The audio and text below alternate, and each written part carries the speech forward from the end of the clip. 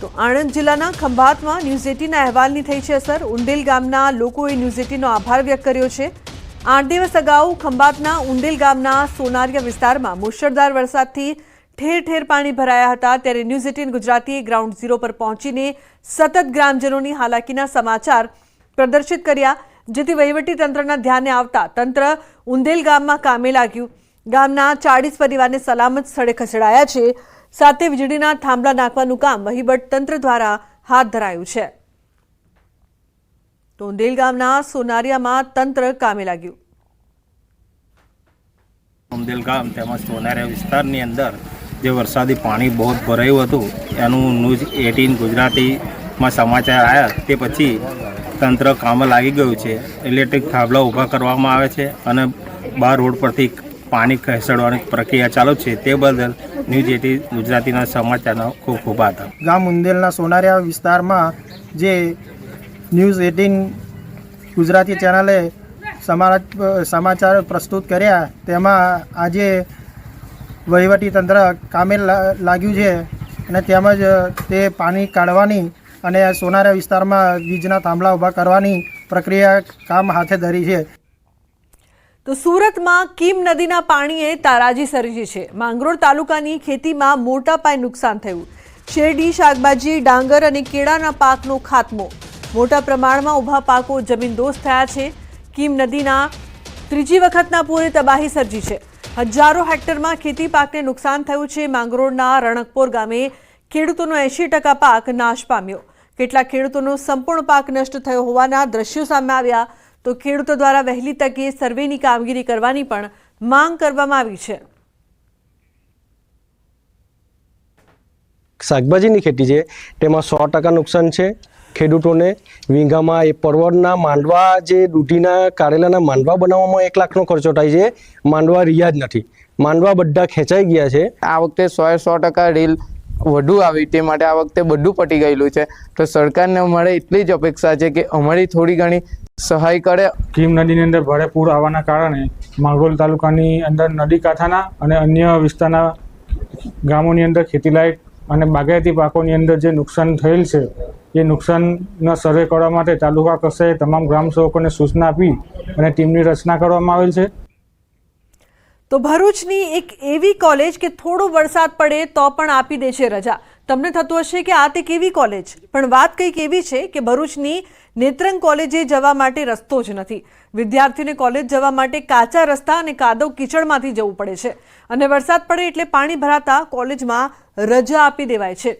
તમે દ્રશ્યોમાં જોઈ શકો છો કે વિદ્યાર્થીઓ પાણી અને કાદવ કીચડમાંથી ચાલીને પસાર થઈ રહ્યા છે અને અહીંથી બાઇક નીકળે તો તે શક્ય જ નથી। વિદ્યાર્થીઓનું કહેવું છે કે છેલ્લા કેટલાય વર્ષોથી આ સ્થિતિ છે અને અનેક રજૂઆત બાદ પણ કોઈ પગલાં લેવાતા નથી। ત્યારે વિદ્યાર્થીઓએ નેત્રંગ કોલેજ સુધી જવાનો માર્ગ બનાવવાની માંગ સાથે મામલતદારને આવેદનપત્ર પાઠવ્યું છે અને જો 7 દિવસમાં રસ્તાનું કામ શરૂ ન કરાયું તો રસ્તા લોકો આંદોલનની ચીમકી ઉચ્ચારી છે।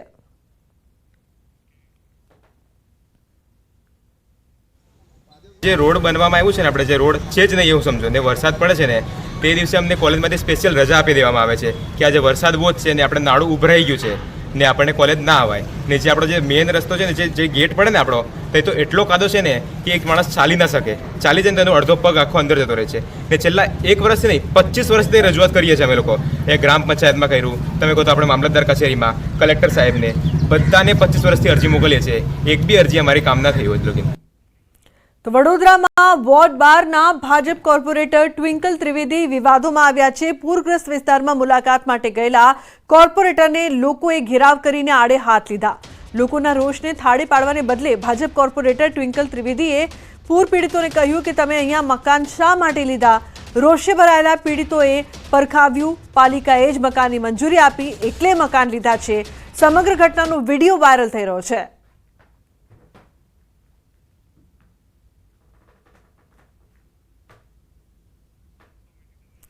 શું નેતાઓને પૂછીને મકાન લેવું તેવો સવાલ લોકો કરી રહ્યા છે। કોર્પોરેટર બન્યા લોકોના રોષનો ભોગ, પરંતુ જ્યારે લોકો અહીં ચિંતિત હતા ત્યારે ટ્વિંકલ ત્રિવેદીને તેઓએ આડે હાથ લીધા હતા।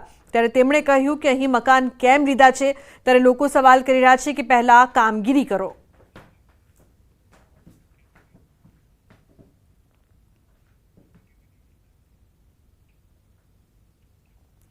તો બુલેટિનમાં હાલ બસ આટલું જ. તમામ મહત્વપૂર્ણ સમાચાર માટે આપ જોતા રહો ન્યૂઝ 18 ગુજરાતી. નમસ્કાર.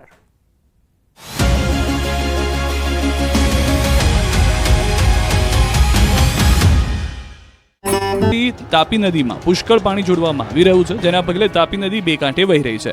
ઉકાઈમાંથી છોડવામાં આવેલું પાણી સુરતના વિયરકમ કોઝવે સુધી પહોંચ્યું છે, જેથી વિયરકમ કોઝવેની સપાટી 9 મીટરે પહોંચી હતી. કોઝવેની સપાટીમાં એકાએક વધારો થયો હતો. સુપ્રસિદ્ધ યાત્રાધામ પાવાગઢ ખાતે ચોમાસામાં કુદરતી સૌંદર્ય સોળે કળાએ ખીલી ઉઠ્યું છે, જેથી આ નયનરમ્ય વાતાવરણ વચ્ચે લાખો ભક્તો માતાજીના દર્શને આવી રહ્યા છે. પાવાગઢ ડુંગર ઉપર વરસતા ભારે વરસાદ દરમિયાન પગથિયા ઉપર ઝરણાની જેમ પાણીનો ધોધ વહેતો હોય છે. ભક્તો પણ વરસતા વરસાદનો આનંદ માણે છે, પરંતુ પાણીની સાથે પગથિયા પર મોટા મોટા પથ્થરો ધસી આવ્યા છે. પગથિયા ઉપર માટી અને નાના મોટા પથ્થર ધસી આવ્યા છે, જેની સફાઈ કરવામાં આવી નથી, જેથી ભક્તોને ભારે અગવડતાનો સામનો કરવો પડી રહ્યો છે. પાણી નિકાલ માટે પગથિયા વચ્ચે ઊભી કરાયેલી વ્યવસ્થામાં પણ કેટલાક ઠેકાણે ઉપર જાળીનો અભાવ જોવા મળી રહ્યો છે. આ તમામ તકલીફ વચ્ચે ભક્તો માતાજીની આસ્થા સાથે હેમખેમ દર્શન કરી પરત ફરતા જોવા મળી રહ્યા છે. કેટલાક સ્થળોએ પગથિયાની બાજુમાં બેસતા વેપારીઓ ભક્તોની ચિંતા કરી પથ્થર અને માટી હટાવતા જોવા મળી રહ્યા છે. આ અંગે જવાબદારો ધ્યાનમાં લઈ જરૂરી સમારકામ વહેલી તકે કરે તેવી માંગ ઉઠી છે. ભરૂચમાં આબ ફાટ્યા બાદ કીમ નદીના પાણી આખા પંથકમાં ફરી વળ્યા છે. પાણીએ રોડ પર એવો કબજો કર્યો છે, વરસાદના વિરામ બાદ પણ પાણી ઓસરી નથી રહ્યા. કીમ વિસ્તારના રસ્તાઓ 48 કલાકે પણ પાણીમાં ગરકાવ છે. કીમથી ઓલપાડ નજીકના રસ્તા પર જ્યાં નજર કરો ત્યાં પાણી જ પાણી નજરે પડી રહ્યું છે. મુખ્ય રોડ પર આવેલું વડોલી ગામ બેટમાં ફેરવાયું છે. 5 ફૂટ સુધીના પાણી ભરાઈ જતા લોકો ઘરમાં પુરાયેલા છે.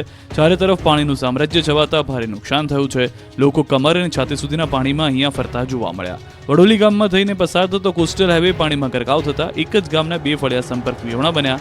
આ તરફ વડોલી ગામની સરકારી શાળા પાણીમાં ગરકાવ છે.